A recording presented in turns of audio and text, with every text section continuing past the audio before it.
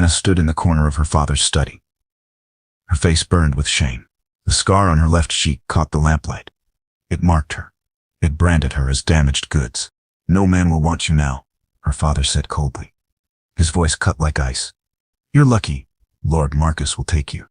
Her sisters laughed behind their fans. They were pretty. They were perfect. Anna was the broken one. "Lord Marcus?" Anna's heart sank to her stomach. "But father, people say he... a beast?" "Yes." Her father smiled without warmth.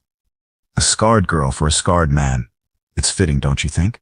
The stories about Lord Marcus were terrible. He lived alone in the dark woods, far from a decent society. People whispered he was a monster.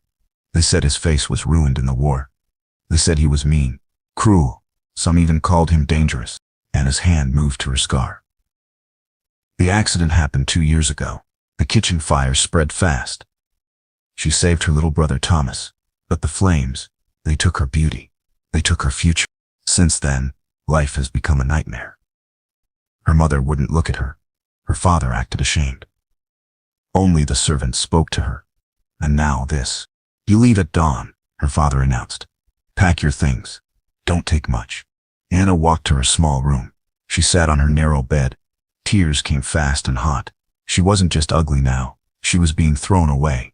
Like garbage. Her maid Beth crept in quietly. "Miss Anna, he's sending me to a beast," Anna whispered. "Because I'm not pretty anymore. Because I'm worthless." Beth hugged her tight. "Maybe it won't be so bad, miss. Maybe." But Anna knew better. Her life was over. Tomorrow she'd belong to a monster. All because of a scar. All because she wasn't perfect. That night, Anna couldn't sleep. She thought about running away, but where would she go? A scarred woman alone was dangerous prey. She had no money, no friends, no choices. Morning came too fast. Her family gathered to watch her leave, but not to say goodbye. They watched from windows, like she was already dead to them. The carriage was black at midnight. The driver said nothing. Anna climbed inside. Her hands shook like leaves. Her few belongings fit in one small bag. As they rolled away, Anna looked back. Her sisters were already flirting with boys. Her parents had gone inside. She was forgotten. She was truly alone now. Given away like old clothes. Because her face wasn't perfect. Because she wasn't worth keeping. Because love meant nothing to her family. The road stretched long and dark. Trees grew thick on both sides. They were going deep into the wilderness. To where the beast lived. To her new prison. Anna closed her eyes. Maybe the beast would end her misery quickly. Maybe that would be better than living unwanted, unloved, completely forgotten. But deep in her heart, a tiny spark still flickered. Maybe the stories were wrong. Maybe Lord Marcus wasn't so terrible. Maybe... No. She crushed that hope. Hope was dangerous. Hope led to more pain. Better to expect the worst. Better to prepare for horror.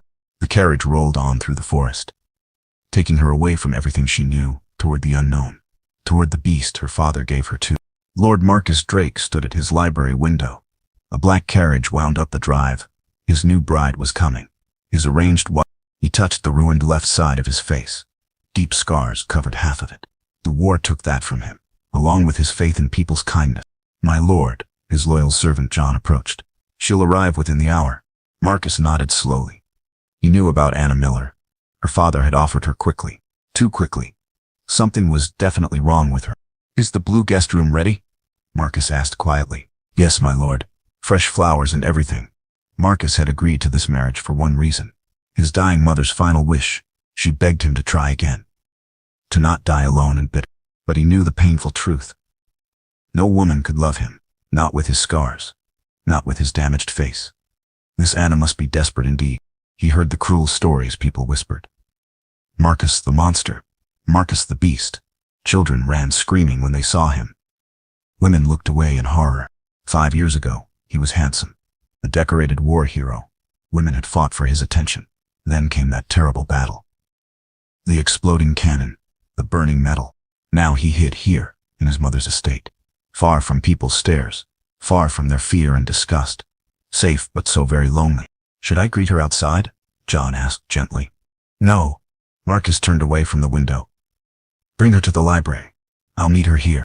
He walked through the empty halls. This house was too big, too quiet for one broken man. but it was safe. No visitors meant no judgment. Marcus entered his sanctuary. Books lined every wall. They were his friends now. They didn't care about scars. They didn't whisper or point or run. He'd been kind once, quick to laugh and help others. But pain changed people. Rejection taught harsh lessons about the world's cruelty. Still, his mother's words haunted his dreams. You have a good heart, Marcus. Don't let it turn to stone. He tried to stay gentle, with his servants, with his animals. But with strangers, that was much harder now. The marriage was arranged hastily. Anna's father seemed eager to be rid of her. Marcus suspected why. She must be ugly, or simple-minded, or both. It didn't matter to him.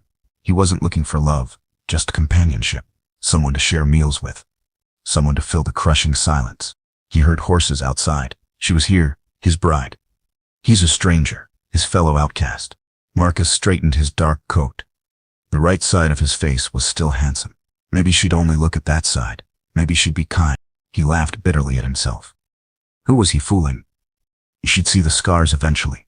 She'd be disgusted, just like everyone else always was. But he'd be gentle with her. He'd give her comfort, her own rooms, her own space. They could live separately, but politely. That was enough. It had to be enough. John knocked softly on the door. My lord?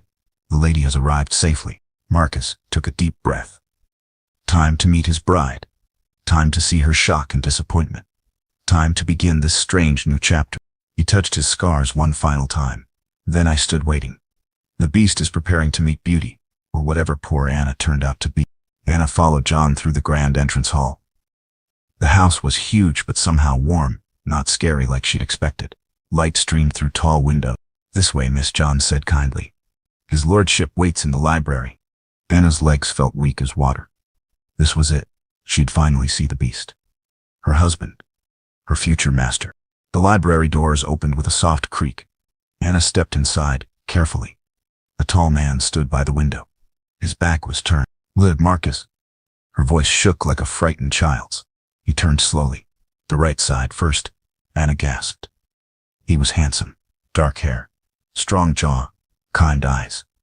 Then, he showed the left side. Scars covered half his face. Deep ones from fire or metal. Burns like hers but much, much worse. Twisted skin. Missing pieces. They stared at each other in silence. Both were scared.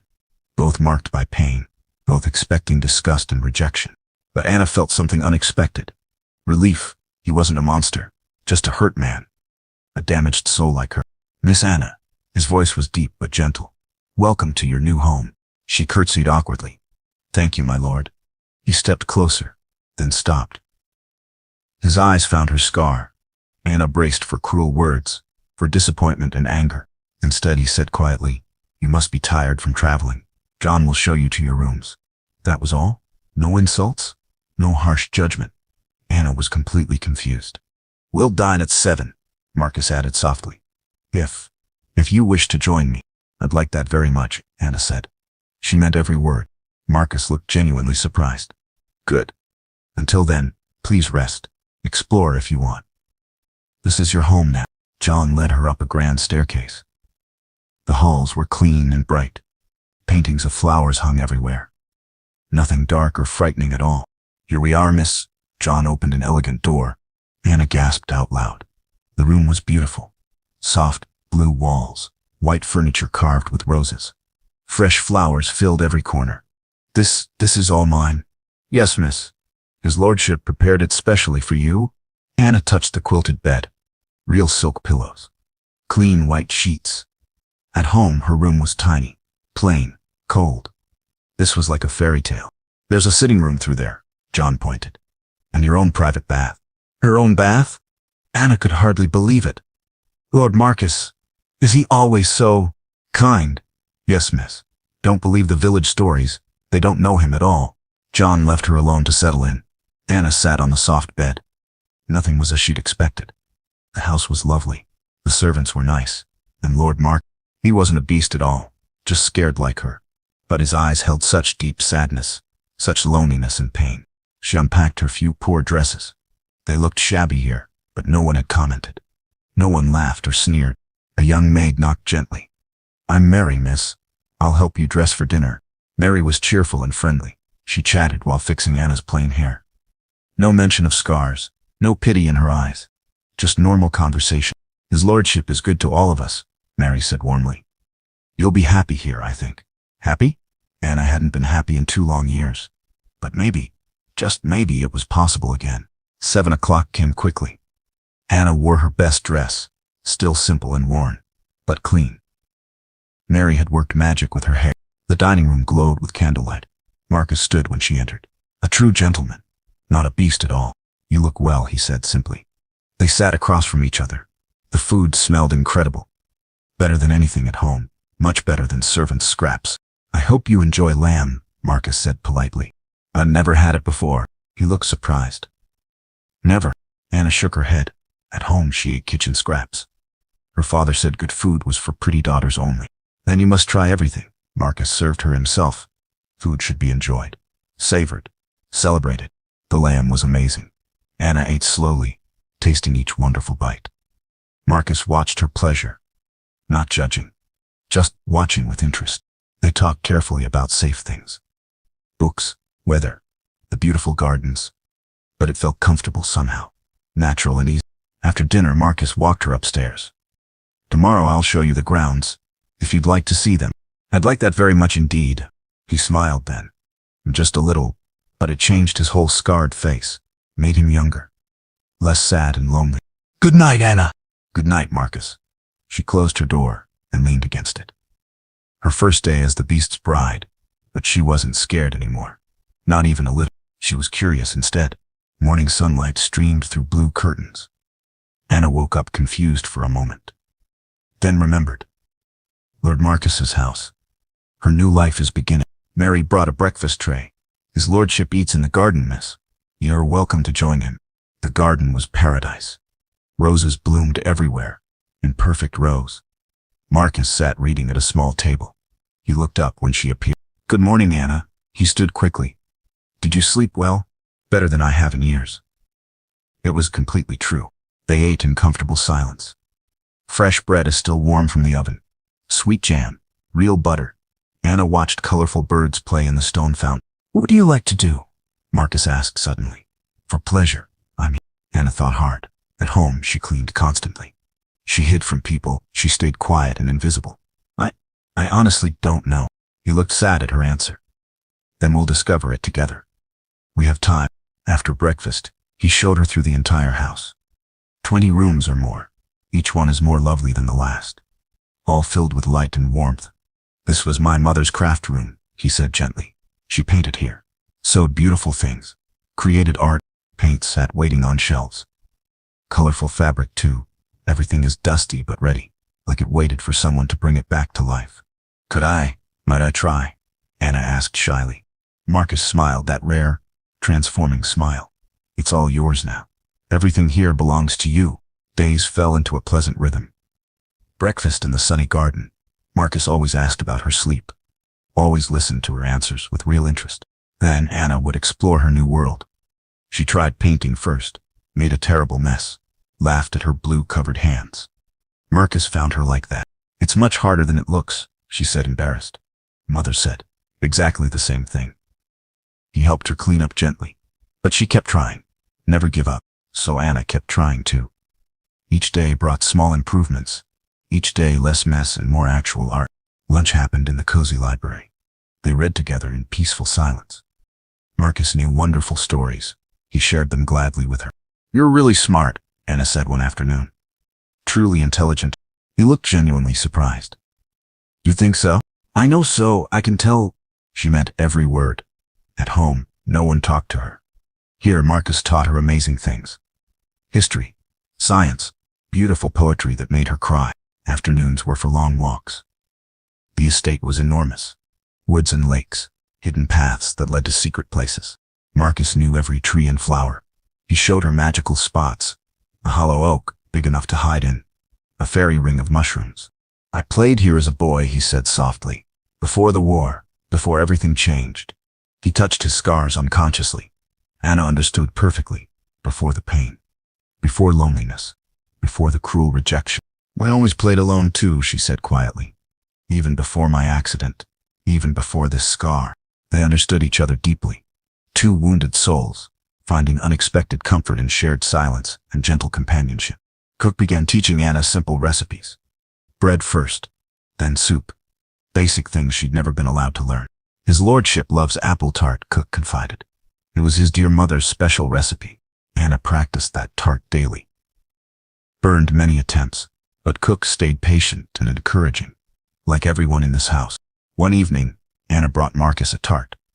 Not perfect, but made with care. Her heart pounded as she set it down. His dark eyes went wide with surprise. "You made this yourself?" She nodded nervously, waiting for his reaction. He took a careful bite, closed his eyes. It tastes exactly like home, like love itself. That night, he ate the entire tart. Anna glowed with pure pride. She'd made him genuinely happy, actually happy for once. Evenings became precious time.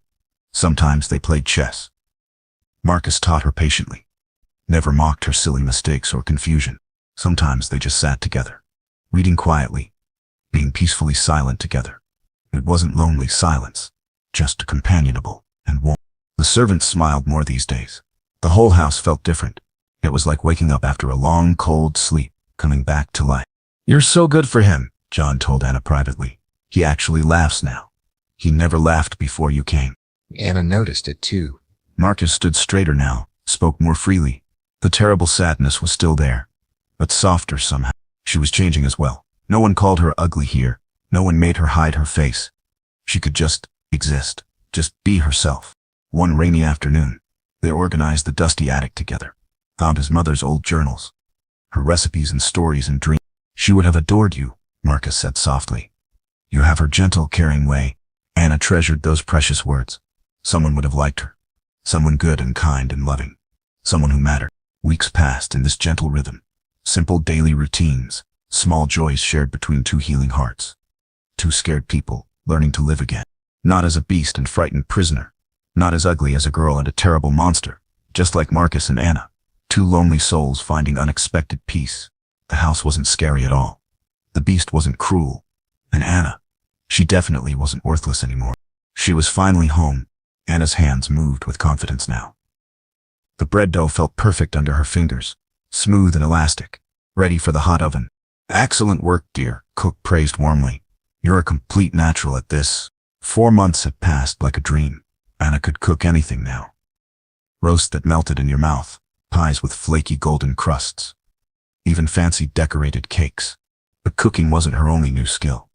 Mary taught her real sewing, not just mending torn things like at home. "This stitch creates tiny roses," Mary showed her carefully. "See how pretty, but strong too." Anna practiced every single day. Her fingers learned quickly. Soon she embroidered beautiful pillows, delicate handkerchiefs, things that made people smile. Marcus noticed every single thing she made. "You created this." He held up a cushion. Bluebirds flying across white silk. "Do you truly like it?" "It's absolutely perfect." He placed it carefully on his favorite chair. Mother would be so impressed and proud. The garden became Anna's kingdom too. Old Tom, the gardener, taught her about plants, which ones healed sickness, which ones could hurt you. "This little plant is feverfew," he explained patiently. "Good for terrible headaches, and this one helps deep cuts heal faster." Anna wrote everything down in a special book, draw detailed pictures. She made her own guide to healing plants and their uses. One day, the young servant cut his hand badly. Deep gash, blood everywhere. Anna didn't even think. She just acted on instinct. She cleaned the wound with gentle care, applied healing yarrow, wrapped it with a clean cloth. Her hands stayed perfectly steady and sure. "Thank you so much, miss," the servant said gratefully. "It feels so much better already." Marcus watched from the doorway, pride shining in his dark eyes. "You have true healing hands, Anna." Anna felt 10 feet tall inside. She had real skills now, actually useful abilities, things that helped people and mattered. The library became her favorite classroom. Marcus taught her Latin phrases, ancient history, even basic mathematics makes sense. "You learn faster than I ever did," he said with amazement. "Much faster. I have the very best teacher possible." They studied together every afternoon. Anna's mind felt starved, hungry for all the knowledge she'd been denied. Marcus fed it gladly and generously. She began keeping the household accounts, checking supplies carefully, planning weekly meals. The servants came to her now, asked for her opinion. "What should we serve for the harvest feast?" Cook asked respectfully. Anna planned the entire elaborate menu, organized every single detail. The feast was absolutely perfect. Everyone said so with genuine praise. You've brought real life back to this place, John told her privately. We all needed you desperately. Anna walked taller these days, moved with clear purpose. Her scar was still there, obviously, but it didn't define her anymore. She made medicines now. Simple but effective ones. Cough syrup that actually worked, healing salves for cuts and burns. The servants trusted her skills completely. Even people from the village started coming. Quietly, secretly at first, seeking help for sick children. Anna never turned anyone away. They're starting to talk about you, Marcus said one evening. About the skilled healer at Drake House. Is that a bad thing? No, my dear Anna. He smiled with pure joy. It's absolutely wonderful. Anna's confidence grew stronger every single day. She spoke up now, shared her ideas freely, made important decisions without fear. When merchants came to trade, she negotiated firmly, got better prices, better quality goods. They respected her sharp mind and fair dealing. Your wife drives impressively hard bargains, one told Marcus admiringly. She's brilliantly clever that way. Marcus's voice held unmistakable pride, deep, genuine pride in her abilities. Anna designed a completely new garden section. Medicinal plants, organized by their uses. Tom helped her plant everything with enthusiasm. This will help so many people, he said happily. You're doing real good here, miss. But even as Anna bloomed like a flower, dark clouds were gathering on the horizon. Her old life was about to intrude on her new happiness. Her family had heard the rumors about the healer, about her transformation, and they didn't like what they heard at all. Change was coming, whether Anna was ready or not. The letter arrived on a cold October morning. Anna recognized her father's harsh handwriting immediately. Her blood turned to ice water. What is it? Marcus asked gently. He saw her pale face. It's from my father. Anna's hands trembled. He wants to visit. Marcus frowned deeply. After throwing you away, what does he want now? Anna read the cruel letter aloud. Her father had heard rumors about the healer at Drake House, about Anna's newfound skills and respect. He says I've forgotten my place, Anna whispered. That I'm embarrassing the family, acting above my station. Marcus's jaw clenched tight. You owe him nothing, Anna. This is your home now. But Anna knew her father. He never gave up easily. If he was coming, he had a plan, a terrible one. 3 days later, her family's carriage arrived. Anna watched from her window. Her father stepped out first, cold and commanding as always. Then her mother, still beautiful but sharp as ice. Her sisters came last. Catherine and Margaret, still pretty, still perfect, still cruel to their very core. I should greet them, Anna said quietly. We'll greet them together, Marcus said firmly. You're not alone anymore. They met in the formal parlor. Anna's family looked around with obvious greed, taking in the rich furnishings, the obvious wealth and luxury. Anna, her father's voice was coldly disapproving. You look different. I look healthy, Anna replied steadily. Happy, even. Her mother sniffed with disdain. We've heard disturbing rumors about you playing at being a healer, acting like you matter. I do matter here, Anna said quietly. But her confidence was shaking. Catherine laughed, that familiar cruel laugh.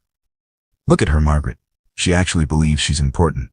Poor scarred Anna thinks she's special now. The servants probably pity her, Margaret added viciously. Let her play house. It's charity, nothing more. Anna felt the old shame creeping back.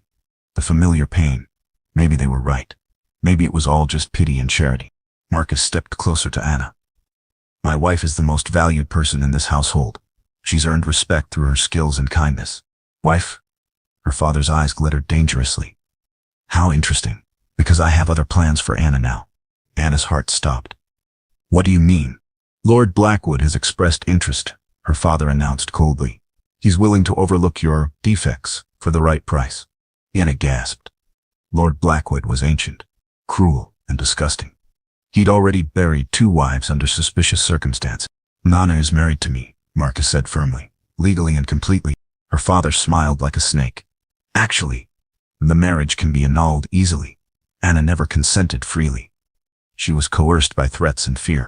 That's not true, Anna protested. But her voice sounded weak. Isn't it? Catherine asked sweetly. Poor scared Anna, forced to marry a monster to avoid a worse fate.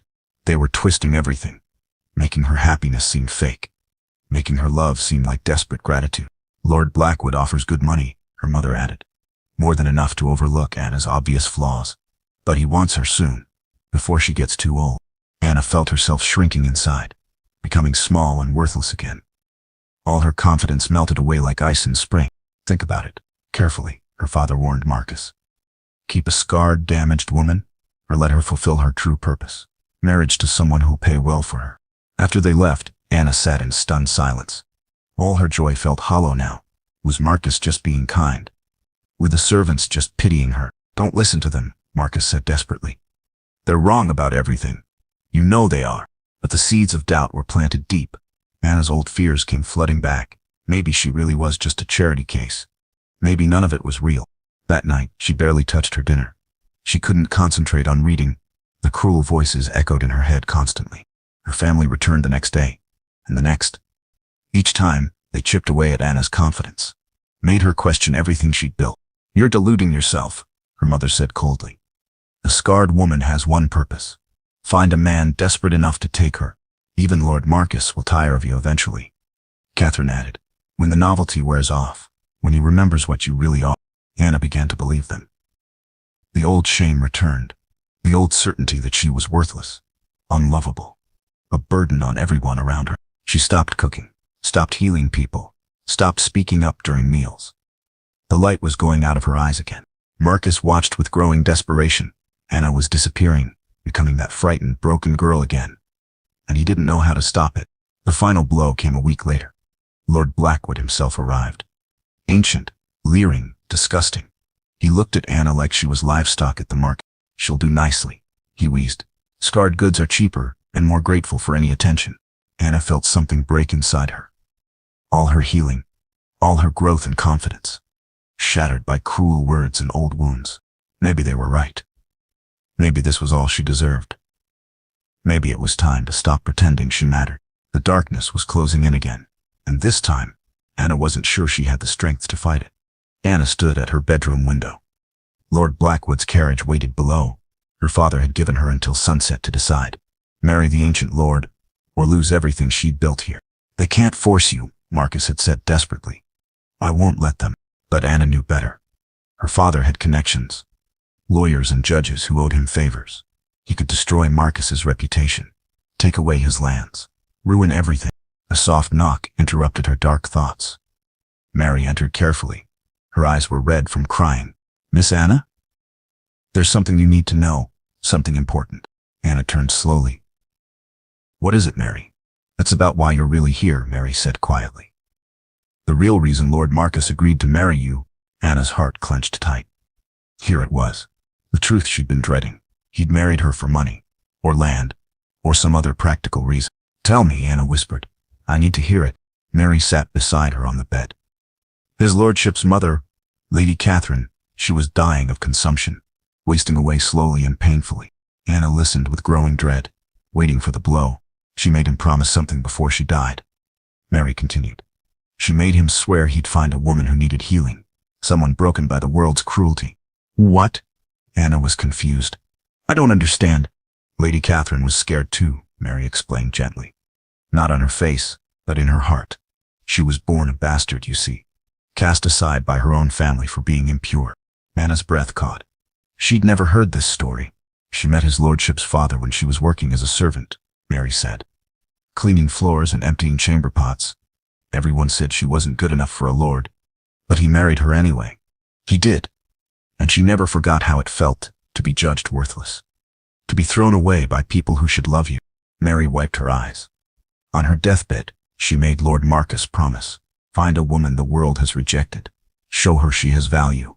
Help her heal and grow strong. Anna stared in shock. So he chose me because his mother saw herself in your situation, Mary said softly.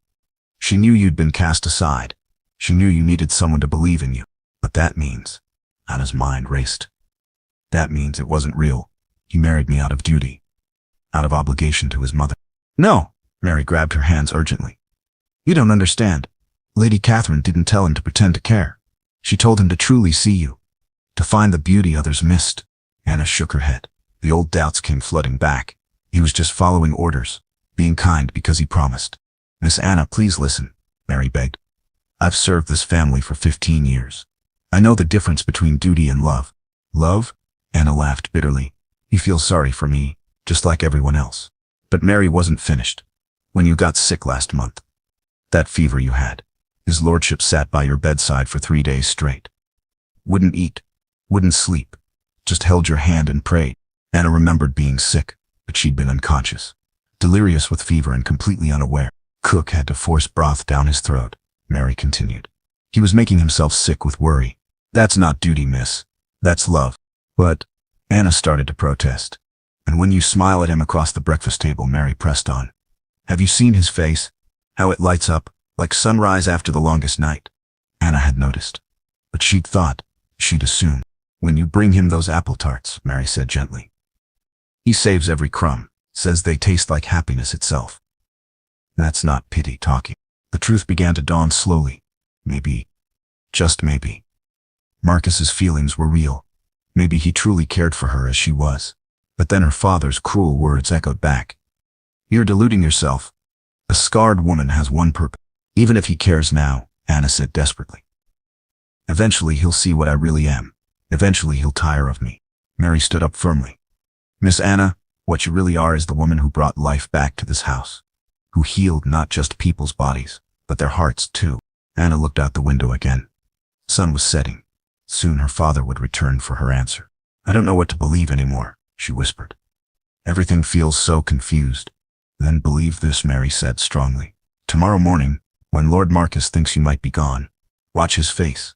See his pain. Then tell me it's not real love. Mary left her alone with those words. Anna sat in the growing darkness. Her heart was torn between hope and fear. Outside, Lord Blackwood's carriage creaked ominously, waiting to carry her back to a world where scars made you worthless, where love was just a cruel illusion.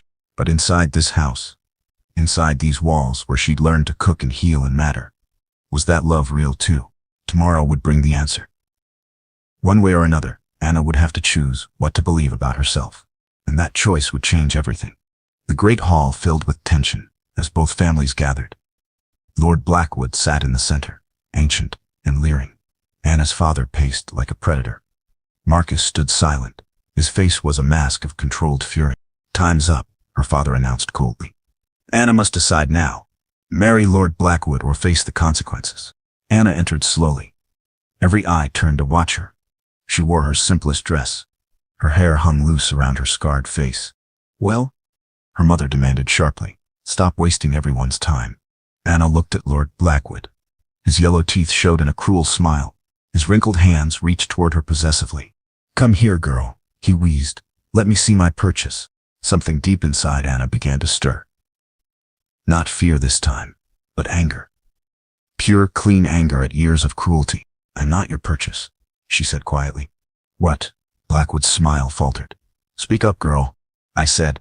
Anna's voice grew stronger. I am not your purchase. I am not anyone's purchase. Her father stepped forward menacingly. Anna, you will do as you're told. You have no choice in this matter. Don't I? Anna stood straighter. Let me tell you what I've learned. What I've discovered about myself these past months. Catherine laughed mockingly. Oh, please, spare us your delusions. I've learned that I can heal people, Anna continued firmly. Really heal them, not just their cuts and fevers, but their hope too. Servant's gratitude, her mother sniffed. Nothing more. I've learned that I can cook meals that bring joy. Anna said louder. I can embroider beauty. I can manage accounts and plan feasts that people remember. Pretty hobbies, Margaret sneered. But you're still just a scarred. I'm still talking, Anna's voice rang out like thunder. Everyone froze in shock. She'd never raised her voice before, never interrupted anyone, never demanded to be heard. You want to know what else I've learned? Anna's eyes blazed with new fire. I've learned what real love looks like. She turned to face Marcus, her heart pounding, but her voice was steady and sure. Real love doesn't care about scars, she said clearly. Real love sees the person inside, the soul beneath the surface. Marcus stared at her, hope beginning to dawn in his dark eyes. Real love is patient when you're learning, Anna continued. It celebrates your victories. It comforts your failures without judgment. Lord Blackwood struggled to his feet. Enough of this nonsense. You belong to me now, girl. Anna whirled to face him. I belong to no one but myself, and I choose who gets to love me. Choose? Her father's voice dripped with venom. You think you have choices? You're damaged goods? Take what you can get. You're right about one thing, father, Anna said with deadly calm. I am damaged. But not in the way you think. She walked closer to her family, facing them without flinching. I was damaged by your cruelty, she said clearly. By your constant reminders that I was worthless. By your eagerness to throw me away. Anna, her mother warned. The scar on my face, Anna touched it gently. This came from saving Thomas, from risking my life for someone I loved. It's a mark of courage, of sacrifice. Catherine and Margaret exchanged uncertain looks. This wasn't the broken Anna they remembered, but the scars you gave me, Anna continued. The ones inside, those came from being told I was ugly, worthless, unlovable. You were those things, her father snarled, and you always will be. No, Anna's voice rang with absolute certainty. I was those things when I lived in your house, when I believed your lies about my worth. She turned to Marcus again, her love shining clear in her eyes. But someone showed me different, she said softly. Someone saw value where you saw flaws. Someone saw beauty where you saw damage. Marcus stepped toward her. Anna, someone loved me enough to be patient, she continued, to teach me skills, to celebrate my growth, to believe in me when I couldn't believe in myself. Lord Blackwood raised his cane angrily. This is madness. You were promised to me. I was sold to you, Anna corrected firmly. Like livestock. But I am not livestock. I am a human being with value and dignity. Value? Her father laughed harshly. You have no value. You're a scarred spinster with nothing to offer. I have everything to offer, Anna said proudly. I have skills and knowledge. I have healing hands and a caring heart. I have love to give and wisdom to share. She faced them all with blazing confidence. And most importantly, I have the power to choose my own life. You have no power here, Blackwood snarled. Your father has already accepted my gold. Then return it, Anna said simply. 'Cause I choose Marcus. I choose this house where I'm valued. I choose a life where my worth isn't measured by my appearance. She walked to Marcus and took his hand firmly. I choose love over fear, growth over hiding, healing over remaining broken. Her family stared in shock. This confident, powerful woman, where had their broken Anna gone? You can't do this, her mother said weakly. Society won't accept it. Society already accepts me, Anna replied calmly. The villagers who seek my healing, the servants who respect my skills, the merchants who value my intelligence. She squeezed Marcus's hand tight, and the man who loves me completely, scars and all. Marcus lifted their joined hands and kissed her fingers gently. More than completely, perfectly. This isn't over, her father threatened. I'll find ways to force this. No, you won't, Anna said with quiet strength. Because I'm not afraid of you anymore, and fear was the only power you ever had over me. She looked at each family member in turn. You're welcome to visit respectfully, but you will never again treat me as less than I am. And what are you? Catherine asked mockingly. Anna smiled with radiant joy. I am the Lady of Drake House. I am a healer and teacher. I am a woman who chose love over cruelty. She turned to face them all, one final time. Most importantly, I am enough. Exactly as I am. And for the first time in her life, Anna truly believed it. 6 months later, Anna woke to sunshine streaming through her windows. But these weren't the blue guest room windows anymore. These were the windows of the master bedroom, the room she now shared with Marcus. The transformation was complete, not just of Anna, but of the entire estate. What had once been a lonely fortress was now a thriving center of healing and hope. Good morning, my love, Marcus whispered against her ear. His scarred face pressed close to hers. No shame or hiding anymore, just pure contentment. Good morning, husband, Anna replied softly. The word still filled her with wonder. Husband. Not master. Not the owner. No, partner. They'd married properly 3 months ago. A real wedding this time, with Anna's full consent and joy. The village church had overflowed with people, all the lives she'd touched wanting to celebrate with her. The morning patients will arrive soon, Marcus reminded her gently. Mrs. Peterson's arthritis, young Jamie's persistent cough. Anna smiled and stretched. Let me dress quickly. I have a new salve to try from Mrs. Peterson, made with willow bark. Her healing practice had grown beyond anything she'd imagined. People traveled from neighboring villages now, seeking the gentlewoman with skilled hands and a patient heart. But more than that, Anna had begun training other women, teaching them basic healing arts, showing them they could have value beyond their appearance or marriage prospects. Sarah arrives this afternoon, Marcus said with pride. For her first lesson in herb preparation, Sarah was the baker's daughter, plain-faced and shy, convinced she was worthless. Anna saw herself in the girl and was determined to help her find her own strength. They dressed together comfortably, no embarrassment about scars anymore, just two people who'd learned that love sees beneath the surface. Downstairs, the house buzzed with warm activity. Cook hummed while preparing breakfast. Mary arranged fresh flowers everywhere. John polished silver with genuine cheer. Everything's ready for the afternoon lessons, Mary reported happily. 6 women coming today, more interested every week. Anna's teaching had become legendary, not just healing arts, but reading and writing for those who'd been denied education, basic mathematics for managing households. Skills that gave women independence and confidence. The magistrate's wife wants to enroll too, Cook added with amusement. Imagine that, a fine lady wanting to learn from our Anna. Anna blushed, but felt proud. She'd become someone people looked up to. Someone who made a real difference in the world. Marcus squeezed her hand. Mother would be so proud. You've become everything she hoped for, and more. Anna had visited Lady Catherine's grave often, bringing flowers, sharing news of her growth and learning. She felt connected to the woman who'd seen her potential, who'd have known she could become more than her scars. The first patients arrived after breakfast. Mrs. Peterson limped in, but her face lit up when she saw Anna. My dear girl, the elderly woman said warmly. These old hands feel so much better. Your treatments are miraculous. Not miraculous, Anna knew. Just careful observation, patient experimentation, reading every book about healing she could find, building knowledge through practice and dedication. Young Jamie bounced in next. His cough is nearly gone now. His mother was beaming with gratitude. He's sleeping through the night again, she told Anna. First time in months. You've given us our lives back. Each success filled Anna with purpose. This was her calling, her way of touching the world with goodness. Marcus helped with the heavier cases, his strength supporting hers, never overshadowing, always partnering. They worked together like two halves of one heart. The Henderson baby is thriving, he reported during lunch. The fever broke completely. Your willow bark remedy worked perfectly. Anna felt tears of joy. Another life saved, another family whole again. The afternoon teaching session filled the great hall with excited chatter. Women of all ages, learning they had value beyond their faces or husband's status. Mix the comfrey with just a drop of honey, Anna demonstrated patiently. Too much will make it too sweet. Too little won't bind properly. She watched Sarah's careful fingers. The girl was naturally gifted, already showing real talent for the healing arts. You're doing beautifully, Anna encouraged. Better than I did at first. Much better. Sarah glowed with pride. Anna remembered that feeling. The first time someone believed in her abilities. Evening brought Marcus and Anna together in their private sitting room. He read aloud while she worked on embroidery.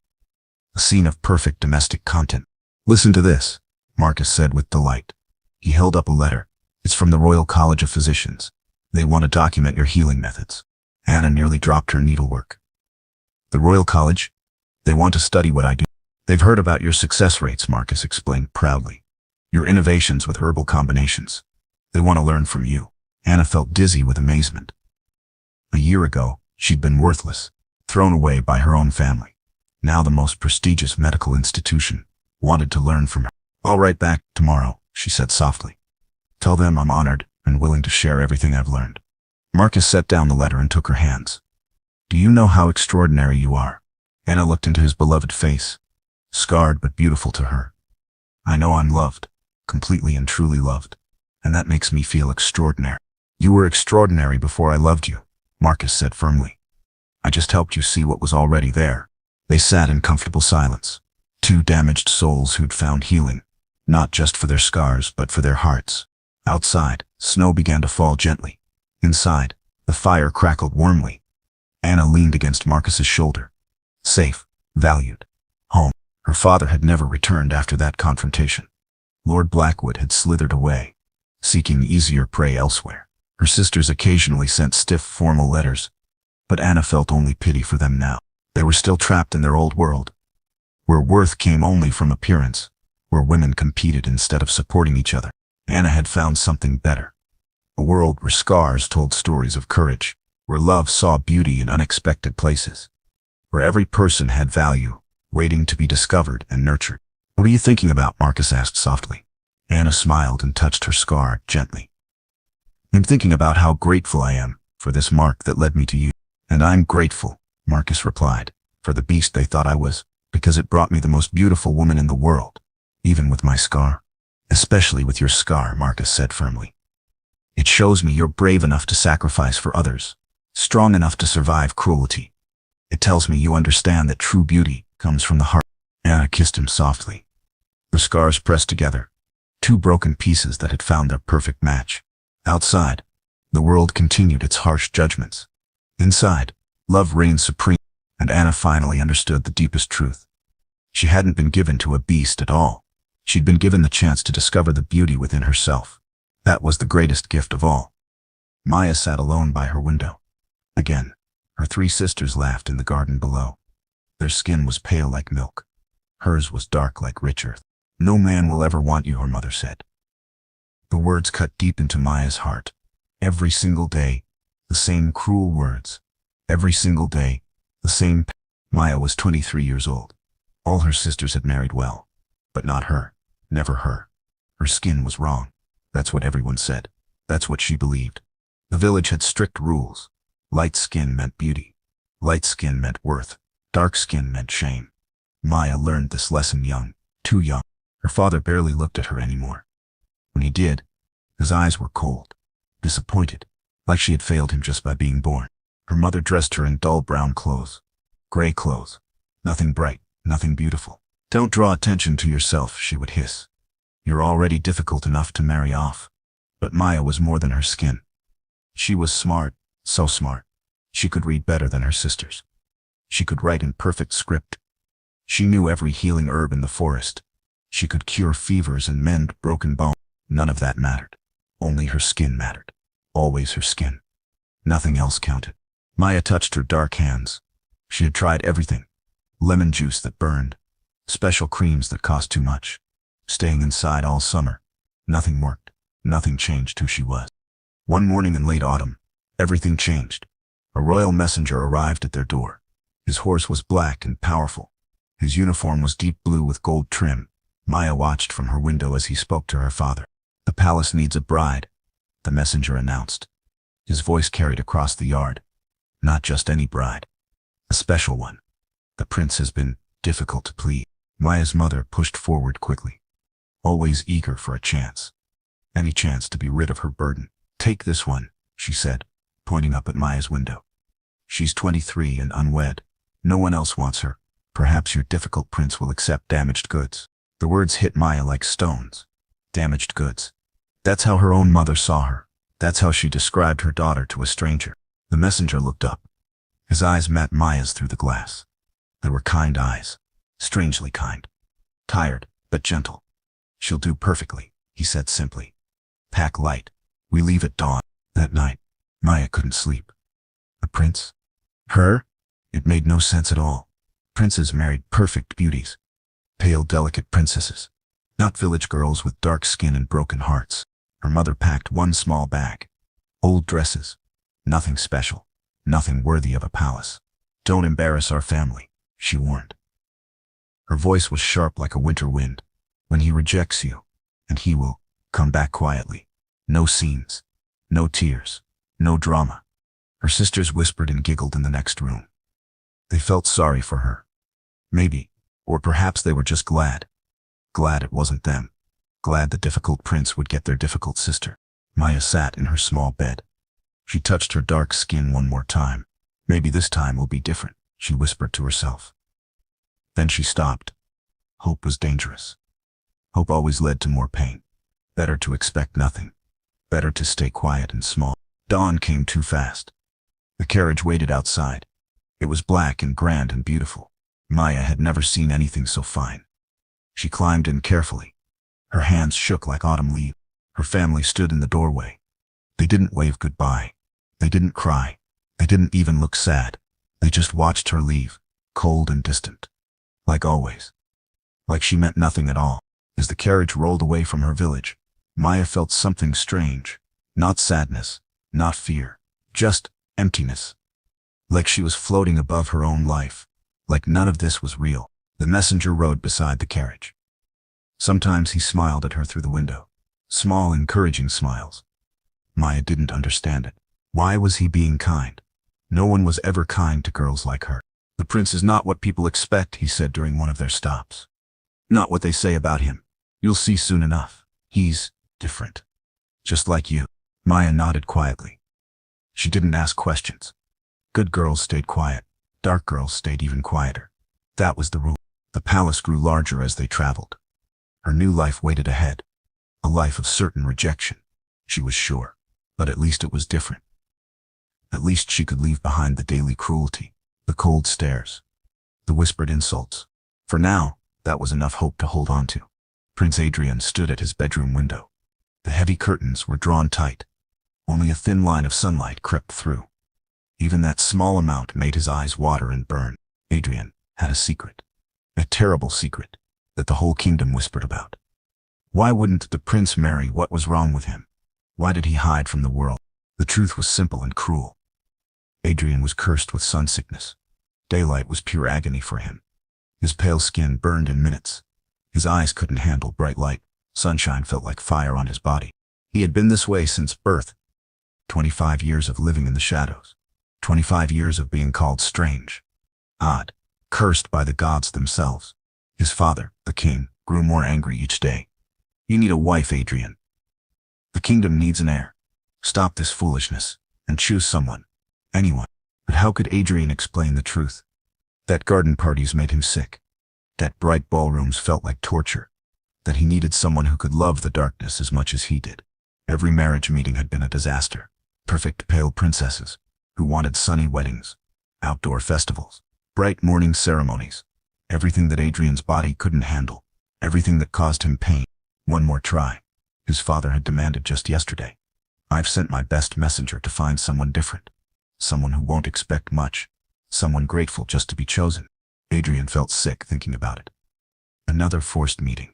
Another beautiful girl who would run away screaming when she learned about his condition. Another failure to add to the growing list. His personal servant Thomas was his only real friend. The only person who understood.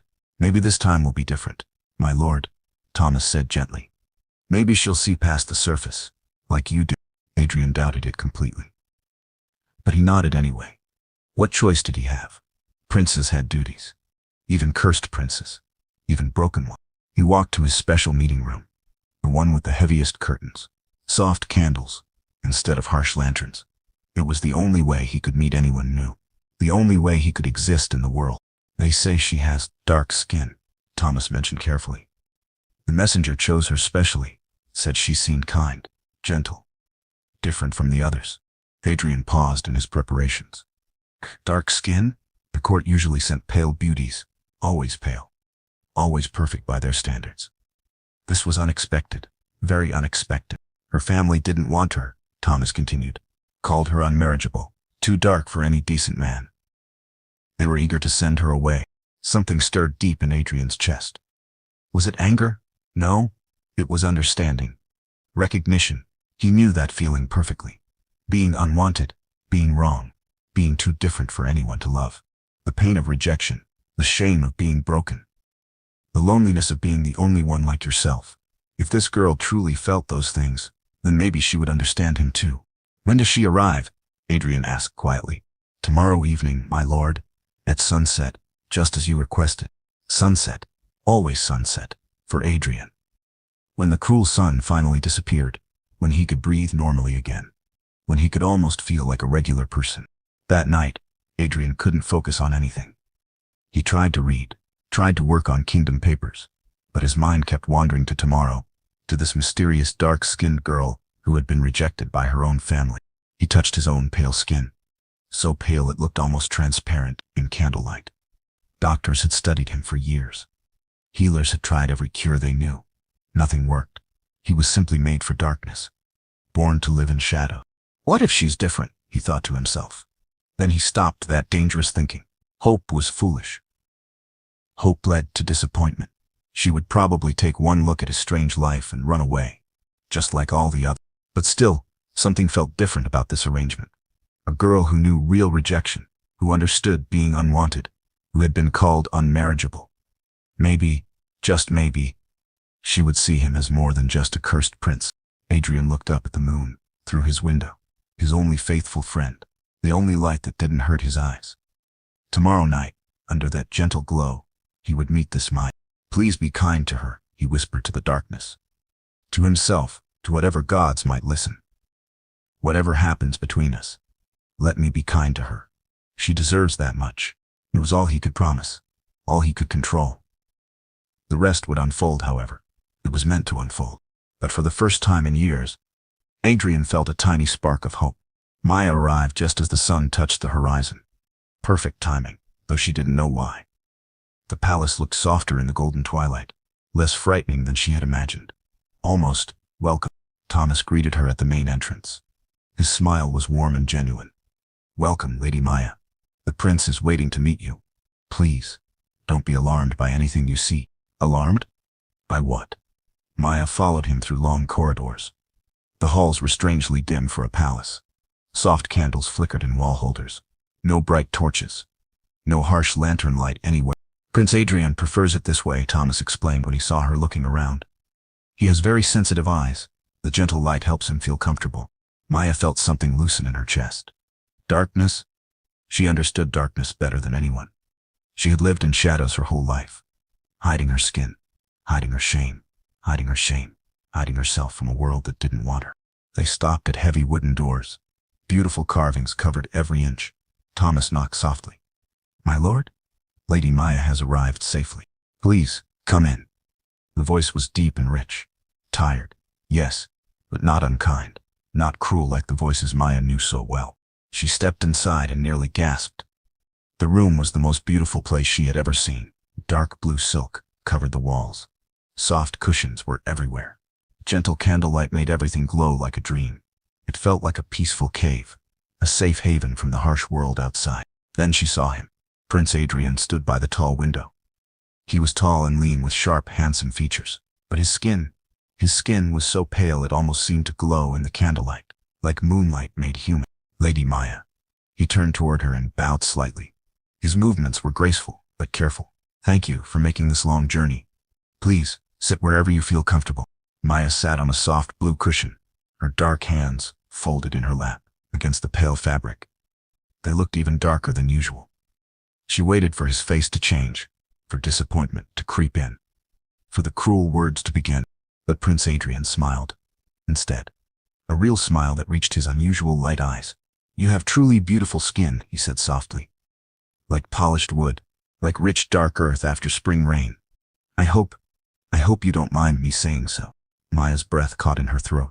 Beautiful? Her skin was beautiful. No one had ever, not once in her entire life. She didn't know what to say. Words seemed to stick in her throat. I must explain something important, Adrian continued. He moved closer, but slowly, like he was approaching a frightened bird. I'm not a normal prince. Sunlight causes me terrible pain. Bright lights burn my skin. And I live my whole life in shadows and darkness. Most people find it very disturbing. He waited, watching her face carefully. Maya could see fear in his pale eyes. The same kind of fear she knew by heart. Fear of rejection, of cruel laughter, of being called a freak. I understand shadows, Maya said quietly. Her voice was soft but steady. I've lived in them my whole life too. By choice sometimes, and by force most times. Adrian's eyes widened with surprise. He moved even closer. Your family sent you away because of your dark skin. Thomas told me the truth. They called you unmarriageable. Maya nodded. There was no point in lying or pretending. Too dark for any decent marriage. That's exactly what they said. Every single day for years and years. Fools. The word came out sharp and angry. But Maya could tell the anger wasn't directed at her. Complete and utter fools. You're not too dark for anything. You're perfect exactly as you are. Perfect. There was that impossible word again. Maya felt tears threaten behind her eyes. You don't really know me yet, she whispered. It might be difficult to live with. Too quiet, too stubborn, too different. I truly hope you are all those things, Adrian said with another smile. Because I'm difficult too. I sleep during the day and work at night. I eat dinner at midnight. I can't attend sunny garden parties or bright royal celebrations. Most people consider me completely impossible to please. They sat in comfortable silence for a moment. Two outcasts study each other carefully. Two people who had been deemed wrong by the world, finding each other in the gentle shadow. Would you consider staying here? Adrian asked suddenly, not as my bride right away, not with any pressure or expectations. Just staying to see if we might suit each other, to see what could grow between us. Maya thought about her cold home, the daily cruelty, the endless shame. Then she looked around this peaceful, beautiful room. At this gentle prince who called her skin beautiful. At this strange new safety she had never felt before. I have nowhere else to go, she admitted honestly. But also, I think I would truly like to stay, to see what might grow here. In these gentle shadows, Adrian's smile was like sunshine. Even in the dim candlelight, it seemed to brighten the entire room. I'll have special rooms prepared for you. Near mine, but completely private. With heavy curtains so you can control the light, you can make them exactly as you wish. I know about healing herbs, Maya offered shyly. Reading and writing too. I could help with your condition, if you would let me try. You would do that? Adrian looked genuinely shocked. You would try to help me, not just tolerate my strangeness. We're both different from what the world expects, Maya said with growing confidence. Maybe we can help each other, find our own kind of normal life together. Thomas appeared to announce that dinner was ready. Adrian stood and offered Maya his arm like a true gentleman. She took it carefully. His skin was cool where hers was warm. Somehow, it felt exactly right. Fair warning, Adrian said as they walked. The court will gossip about us terribly. A pale prince and a dark lady living in shadows together. They'll say we're both cursed by evil magic. Let them talk all they want, Maya said. The words surprised even her with their boldness. We know our own truth. That's all that really matters. They walked to the dining room together. Two shadows who had found their light, in the darkness, in each other, in the possibility of something beautiful and new. The first meeting was over. The first test had been passed with flying colors. Now the real journey could finally begin. Life in the palace felt like a dream. Maya was afraid to wake up from. She rose when she wanted to. No harsh bells ringing before dawn. No angry voices shouting orders. Just blessed peace and quiet. Prince Adrian had kept every promise. Her rooms were absolutely perfect. Heavy curtains blocked out the harsh daylight. Soft oil lamps gave gentle light for reading. Books filled every shelf. A special desk for her writing. Empty shelves waiting for her herb collection. They met every evening as the sun disappeared.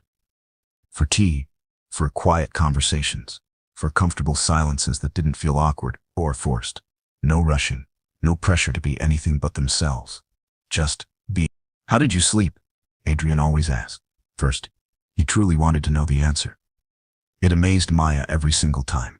Someone actually cares about her comfort, her feelings, her well-being. Maya started small with her healing work, organizing dried herbs by type, making simple teas for headaches, testing gentle remedies on herself first. Adrian watched with genuine interest, never mocking her efforts, always asking thoughtful questions. This might help your eyes, she said one evening. She held out a small cup of pale green tea. It's made from plants that grow in deep shade. My grandmother taught me the recipe years ago. Adrian took the cup and sipped carefully. His light eyes widened with surprise. The burning feeling, it's actually getting better. The pain is less sharp. How did you know this would work? Plants that grow in shadows understand darkness, Maya explained. She felt proud and useful. Like us, they learn to thrive in different conditions. They adapt and find their own way to be beautiful. Their evening dinners became the best part of every day. Just the two of them. Sometimes joined by Thomas. No formal dining halls with dozens of cruel nobles. No bright chandeliers hurting Adrian's eyes. Just good food, easy conversation, and something Maya had almost forgotten existed. Laughter. Yes, real laughter. Maya had nearly forgotten she could make that sound. But Adrian was quietly funny in the most unexpected ways. He told stories about pompous visiting nobles, made gentle observations about palace life, found joy and humor in the smallest things. The head cook is convinced we're vampires, he said one night with a perfectly straight face. Dining at midnight every day, hiding from sunlight, sleeping during normal hours. Should we tell her the boring truth? Absolutely not, Maya grinned back. Let her think we're mysterious and magical. It's much more interesting than the real story. Besides, maybe we are a different kind of vampire, living in the moonlight and good conversation. Adrian began teaching Maya about palace life, which corridors stayed dim during the day, which servants could be trusted with secrets, which nobles to avoid at all costs. Information shared freely and openly, always protecting her from potential cruelty. Lord Marcus visits tomorrow, he warned her one evening. He's very traditional in his thinking. He might say cruel things about your skin color, about our unusual arrangement. I can handle him alone, if you prefer, but Maya shook her head firmly. Together, she said with new confidence. We face him together. I'm not hiding from anyone anymore. This is my home now, too. Adrian's smile was so proud it made Maya's heart flutter. Together then, he agreed. Always together from now on. Maya discovered the royal library and fell in love immediately. Vast rooms full of books she had only dreamed of reading. Quiet spaces, perfect for evening study. Adrian often joined her there. They would read separately but together, comfortable in their shared silence and mutual love of learning. Sometimes they would talk about the books they were reading, about ideas and dreams and thoughts they had never shared with anyone before. The gentle darkness made it easier somehow, safer to reveal their deepest thoughts, like secrets whispered to the understanding night. I always wanted to travel, Maya admitted one evening, to see different lands and learn about their healing traditions. But my family said dark girls don't go on adventures. They stay home and hide. We could travel together, Adrian said thoughtfully. At night by ship under the stars. In covered carriages during the day. We could see the whole world by moonlight and candlelight. Would you truly like that? Would she like it? Maya's heart practically sang with joy. Travel as equals? As partners? As two people exploring the world together? Yes, she breathed. I would love that more than anything. They began planning imaginary journeys.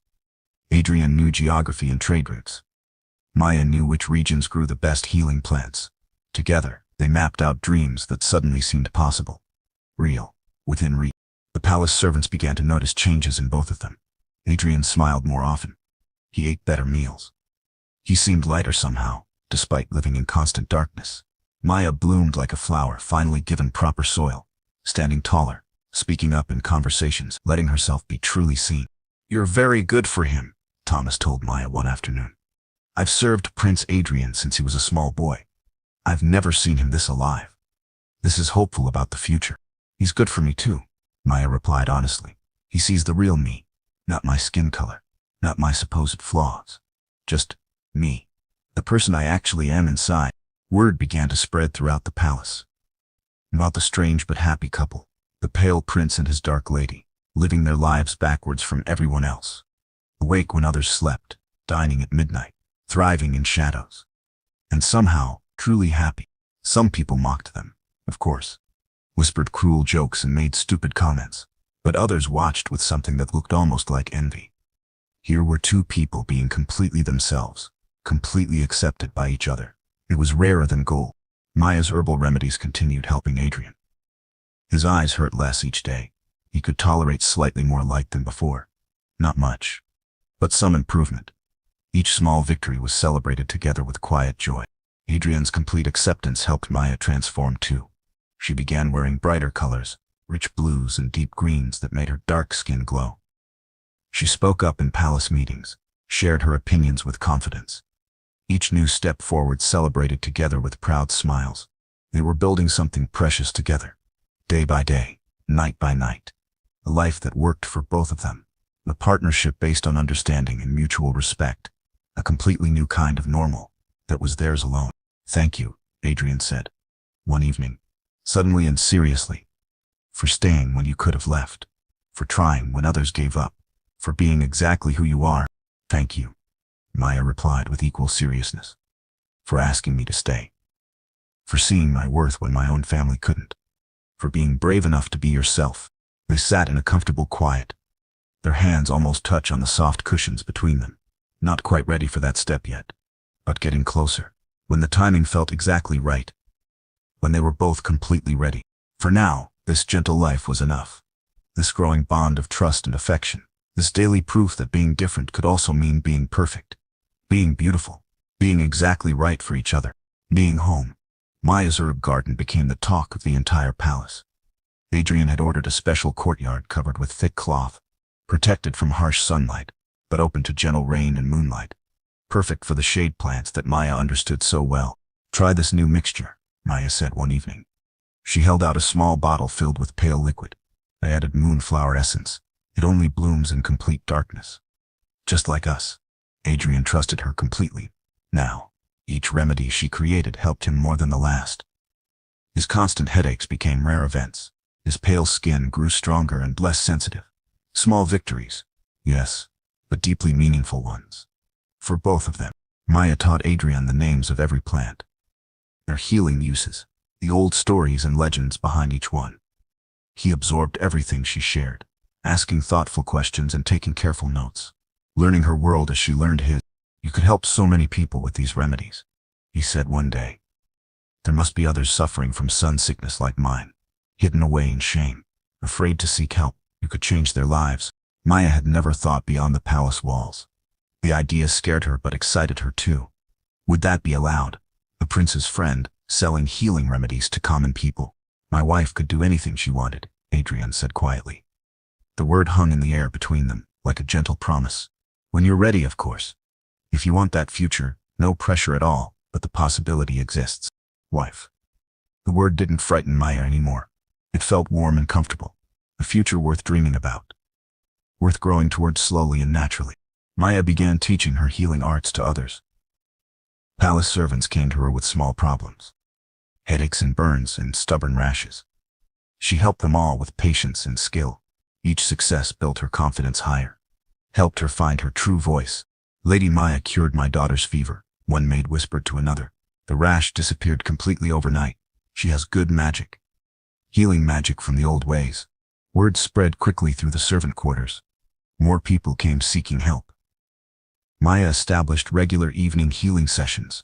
Adrian often watched from a distance, his pale eyes shining with pride. His brilliant Maya, helping others while helping herself bloom. She began writing everything down in beautiful leather journals. Adrian's gifts to her, recipes, and results and careful observations, building a collection of knowledge that could help people for generations. You're creating something important, Adrian told her. Real healing wisdom. This could become a book someday. Help healers everywhere learn better ways. The idea thrilled Maya beyond words. Her own book, her knowledge helping people she would never even meet. It seemed impossible and wonderful all at once, but the greatest change was in Maya herself. She stood taller now, shoulders back with quiet pride. She spoke clearly in palace meetings, her opinions valued and respected. She wore beautiful clothes in rich, deep colors that made her dark skin absolutely glow. She had stopped hiding, stopped apologizing for existing, stopped believing the cruel lies her family had fed her for so many years. She was valuable, she was worthy, she was exactly enough, just as she was. One evening, unexpected visitors arrived. Maya's mother and eldest sister, dressed in their finest clothes. They had heard rumors about the prince's mysterious bride-to-be. They came seeking advantages, always seeking what they could gain. Maya? Her mother's voice was shocked. You look so different, so confident. What have you done to yourself? I became who I was always meant to be, Maya replied calmly. No anger in her voice. No shame either. Just quiet certainty. I found people who see my worth. Her sister stared around the beautiful rooms, at Maya's fine clothes, at the obvious respect she commanded from palace servants. You've done well for yourself, she said with barely hidden jealousy. Better than anyone expected. Better than you hoped, you mean, Maya corrected gently. You sent me away expecting failure, hoping I would disappear quietly and stop embarrassing the family. Now, Maya, her mother began, using that familiar controlling tone. Family is family. Surely you can help us now that you've improved your situation. But Maya shook her head firmly. I help people who need healing, not people who caused the wounds in the first place. You made your choice about me long ago. I've made mine about you. Adrian appeared in the doorway as if summoned by magic. He took in the situation with one quick glance. Is everything well here, my dear Maya? My dear Maya. The words were spoken clearly, publicly. A claim and a protection all in one. Maya felt her heart flutter with gratitude and growing love. Everything is perfectly fine, she said with a smile. My former family was just leaving. They have a long journey home ahead of them. Her mother and sister left quickly, disappointed and empty-handed. Unable to touch the new life Maya had built for herself. Unable to diminish her shine with their old cruelties. Are you all right? Adrian asked when they were alone again. I'm better than all right, Maya said with wonder in her voice. I'm free, finally completely free of their power over me. That night they sat closer together than ever before. Their hands finally touched, fingers intertwining naturally, a perfect fit. just like everything else about them. I love you, Adrian said softly. Not just your beauty, though you are the most beautiful woman I've ever seen. I love your mind, your kindness, your strength, your courage. I love who you are when you're completely yourself. I love you too, Maya whispered back. All of you, your gentleness, your intelligence, your acceptance of me. The way you made me brave enough to love myself. They were ready now. Ready for the next step in their journey together. Ready to build a future that belonged entirely to them. Ready to prove that perfect love comes in many forms. Sometimes it grows best in shadows. Sometimes it blooms most beautifully in the darkness. Sometimes two broken people can heal each other completely. Sometimes different is exactly right. 3 months into their courtship, trouble arrived at the palace gates. Lord Marcus came with papers from the king. Official documents that could change everything Maya and Adrian had built together. The kingdom grows impatient, Lord Marcus announced loudly. His voice echoed through the throne room. Prince Adrian must marry properly. Soon, or face consequences. Maya stood beside Adrian as they faced the pompous lord together. Her dark skin seemed to glow with inner strength. Her spine was straight with newfound confidence. She was no longer the frightened girl who had arrived in autumn. I am courting Lady Maya, Adrian said calmly, with the intention of marriage when we both feel ready. How is this not proper? Lord Marcus snorted with obvious disgust. A dark-skinned commoner. This is your choice for princess. The kingdom expects better, much better than this. The insult hung in the air like poison. Maya felt the old shame try to creep back in. The familiar voice whispering that she wasn't good enough. Would never be good enough. But then Adrian stepped forward. His pale eyes blazed with protective fury. Lady Maya is worth 10 of any princess you might suggest. She heals the sick. She brings wisdom and kindness to everyone she meets. She has made me a better man and will make this kingdom better too. Pretty words, Lord Marcus sneered. But the people will never accept her. Look at her. She's too dark, too foreign, too different. Queens should be beautiful and pale and perfect. I am beautiful, Maya said suddenly. Her voice rang clear and strong. I am intelligent and skilled, and worthy of respect. If the people cannot see that, then they need better eyes. Not a different princess. Lord Marcus turned red with anger. You forget your place, girl. You are nothing but a charity case. A reject no decent man wanted. You should be grateful for any attention at all. The old Maya would have crumbled, would have believed those cruel words. But this Maya, this new strong Maya, stood even taller. You're right about one thing, she said with a slight smile. No decent man from my village wanted me. Fortunately, I found something much better. I found an extraordinary man, who sees real worth, who values character over skin color, who chooses love over tradition. Adrian took her hand publicly. Right there in front of Lord Marcus and all the watching servants. Lady Maya speaks the truth. I choose her freely, gladly, proudly. She will be my wife and your future queen. The king will never approve this madness, Lord Marcus threatened. He has already selected proper candidates. Pale princesses from allied kingdoms. This arrangement ends now.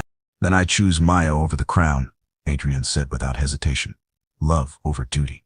Happiness over tradition. I will gladly give up my inheritance to keep her. Maya's heart nearly stopped. He would give up everything. For her? Adrian. No. You can't sacrifice your future for me. You are my future, he said simply. Without you, the crown means nothing. The kingdom means nothing. I mean nothing.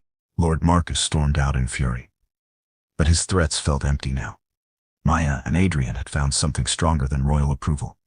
Stronger than social expectations. They had found each other. That evening brought more challenges. A group of visiting nobles had heard the gossip.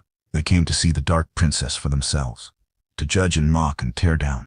But Maya was ready for them now. She wore her finest dress, deep blue silk that made her skin glow like polished bronze. Her head was high. Her smile was confident. She looked every inch a future queen. So you're the famous Maya, Lady Catherine said with fake sweetness. How exotic. I'm sure you must feel very grateful for Prince Adrian's charity. I feel grateful for his love, Maya replied smoothly. Just as he feels grateful for mine. It's wonderful when two people can give each other such gifts. The nobles exchanged glances. This wasn't the cowering girl they expected to find. This woman had presence, dignity, strength they couldn't easily break. But surely you understand, Lord William pressed, that royal marriages are about more than personal feelings. They're about bloodlines. Alliances. Proper breeding. Then it's fortunate I bring valuable skills to this alliance, Maya said calmly. Healing knowledge that could benefit the entire kingdom. Intelligence that can help solve problems. Compassion that can bridge divides between different peoples. She gestured to the herb garden visible through the window. I've already begun helping palace servants with my remedies. Word is spreading to nearby villages. People are coming here for healing they can't find anywhere else. Herb mixing is hardly a royal skill, Lady Catherine laughed cruelly. Tell that to Prince Adrian, Maya replied with a meaningful look. My herb mixing has improved his condition dramatically. Something your finest court physicians couldn't accomplish in 25 years. Adrian appeared as if summoned. His pale skin looked healthier than it had in months. His eyes were clear and bright, living proof of Maya's healing abilities. Lady Maya speaks the truth, he said, joining their circle. Her knowledge has given me freedoms I never thought possible. She is a treasure beyond price. The visiting nobles found themselves at a loss for words. They had come expecting to find a weak target. Instead, they faced a united couple, strong in their love, unashamed of their differences, impossible to break or intimidate. Mark my words, Lady Catherine said as they prepared to leave. This will never last. When the novelty wears off, when reality sets in, he'll remember what he owes his bloodline. Maya watched them go without fear. She knew something they didn't understand. Real love didn't wear off. Real partnership only grew stronger with time. Real worth had nothing to do with skin color or social expectations. Are you troubled by their words? Adrian asked, when they were alone. No, Maya said with honest surprise. I'm not. For the first time in my life, I truly know my own value. Their opinions can't change that anymore. Adrian kissed her hand gently. Then they've already lost. And we've already won. That night, Maya looked at herself in the mirror. Really looked. She saw dark skin that glowed with health and happiness. Eyes bright with intelligence and confidence. A woman worthy of love and respect and a crown. She was ready for whatever came next. Ready to fight for their love. Ready to prove that different could be perfect. Ready to become the queen she was always meant to be. The girl who had arrived in shame and fear was gone forever. In her place stood a woman who knew her worth, who would never hide again, who would face the future with her head held high and her heart full of love, ready to change a kingdom's mind about what made a perfect queen. 6 months later, the king himself arrived at the palace. Maya's heart raced, but she stood firm beside Adrian. They had practiced this moment, prepared for every possible outcome. King Edward was tall and stern, with silver hair and sharp blue eyes like his son's. He studied Maya carefully, not with cruelty, but with the calculating gaze of a ruler weighing important decisions. So you're the young woman who has captured my son's heart, he said finally. His voice gave nothing away. Tell me, Lady Maya, why should I allow this marriage? Maya took a deep breath. This was her moment, her chance to speak for herself and their love. Because I make Prince Adrian happy, Your Majesty, and he makes me the best version of myself. Together, we're stronger than either of us could be alone. Happiness is a luxury princes can rarely afford, the king replied. My son needs a wife who can help him rule, who can bear him strong heirs, who can command respect from our ally. I understand herbs and healing that could benefit your entire kingdom, Maya said, with growing confidence. I'm intelligent enough to advise Prince Adrian wisely, and I care more about the welfare of your people than any alliance marriage ever could. The king walked to the window overlooking Maya's medicinal garden. Servants worked there peacefully, gathering herbs under her direction. I've heard interesting reports about your work here, healing that our court physicians couldn't achieve. Maya's remedies have changed my life completely, Adrian said. I can tolerate more light now, work longer days, meet with advisors I could never face before. She's made me a more effective prince. King Edward nodded slowly. Show me, he said to Maya. Show me this healing skill that has impressed my son so greatly. Maya led them to her workspace. Shelves lined with carefully labeled bottles and dried herbs, books full of her research and observations. The tools of her trade, organized with loving precision. This is for eye strain and headaches, she explained, preparing a mixture. This one helps with joint pain in older people. This tea improves sleep and reduces anxiety. She worked with quiet confidence, explaining each ingredient and its purpose. The king watched intently, asking sharp questions about dosage and preparation methods. You learned all this from your grandmother, he asked. She started my education, Maya replied. But I've been experimenting and researching on my own for years, learning which combinations work best, writing down everything for future healers to study. Impressive, the king admitted. Truly impressive. But healing skills alone don't make a queen. Can you handle the politics, the jealousy, the constant scrutiny? Maya thought of Lord Marcus, of the cruel visiting nobles, of her own family's rejection and cruelty. I've faced worse than court politics, Your Majesty. I've survived people trying to break my spirit for my entire life. I'm stronger now than I've ever been. And what about children? The king pressed. Can you give the kingdom dark-skinned heirs? Will the people accept princes and princesses who don't look like their ancestors? This was the hardest question, the one that struck at Maya's deepest fears. But Adrian stepped forward, taking her hand in full view of his father. Our children will be beautiful, Adrian said firmly. They'll be intelligent and kind and strong. They'll represent the future of this kingdom, a future that includes all people, not just the pale ones. The king studied their joined hands, dark fingers intertwined with pale ones, a perfect symbol of unity and balance. The old ways are changing, he said thoughtfully. Perhaps it's time for the crown to change with them. He turned to address them both directly. I have conditions. Lady Maya must be formally educated in royal protocol. She must prove she can handle court ceremonies and diplomatic meetings. He paused, his expression softening slightly. She must convince my advisors that she truly loves my son, for himself, not for his crown and wealth. That's the easiest condition of all, Maya said with her first genuine smile of the day. I fell in love with Adrian before I knew he was kind. I would choose him if he were a stable boy or a merchant. The crown is just something extra that comes with the man I adore. King Edward looked between them for a long moment, seeing the real affection, the deep respect, the genuine partnership they had built together. Very well, he said finally. You have 6 months to prepare. Learn everything you need to know about being a princess. Prove to the kingdom that you deserve their respect. If you succeed, he paused dramatically. You will have my blessing for this marriage, and my full support as the future queen. Maya felt her knees go weak with relief and joy. Adrian's arm came around her waist, steadying her. They had done it. They had actually done it. Thank you, father, Adrian said quietly. You won't regret this decision. See that I don't, the king replied. But there was warmth in his voice now. And Maya, welcome to the family, officially. That evening, they celebrated privately in their favorite room. Soft candlelight dancing on the walls. The future stretching ahead of them, bright with possibility. Are you ready for 6 months of intensive princess training? Adrian asked with a smile. I'm ready for anything, Maya replied with absolute certainty. As long as we face it together. They had won the hardest battle. Now came the work of building the life they had dreamed of. But Maya was no longer afraid. She was no longer the girl who believed she was too dark, too different, too flawed for love. She was a woman who knew her worth, who had proven her strength, who was ready to become the queen her kingdom needed, ready to change the world, one heart at a time. 2 years later, Queen Maya stood on the palace balcony, watching the sunrise. For the first time in her life, she wasn't hiding from the light. She was embracing it fully. Her coronation had been the most beautiful ceremony the kingdom had ever seen. Held at sunset to honor Adrian's condition, lit by thousands of gentle candles. People came from distant villages to witness the dark-skinned queen who healed with herbs and ruled with wisdom. The kingdom had learned to love her. Not despite her differences, but because of them. Her healing clinics helped thousands. Her compassion bridged gaps between rich and poor. Her intelligence helped solve problems that had plagued the realm for decades.